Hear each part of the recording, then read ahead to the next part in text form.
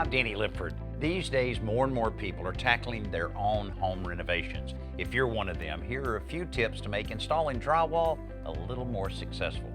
First, you need an accurate measurement of the wall and ceiling areas you're covering so you can buy enough drywall. Each board should hang horizontally with both ends resting on a stud or ceiling joist. Use a utility knife to score the front side of the board at the dimension you need. You'll want to cut deep enough into the core so that you can snap the board cleanly and fold it back. Then use the knife to cut the back paper which connects the two pieces. To cut around electrical outlets, windows, and doors, you'll need to use a keyhole saw.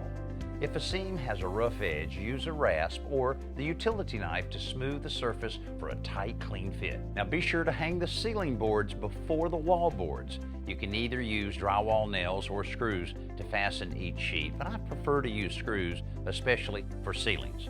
To cover each seam, you'll want to coat it with joint compound before you firmly press down the paper joint tape over the seam. Be sure to squeeze out all of the bubbles so you get a really good bond. In order to get a smooth finish, you'll need to apply another 2 or 3 coats of joint compound over these joints and on all the screw heads. Now make sure you allow each coat to dry based on the manufacturer's recommendations. And of course, don't forget to ask for purple.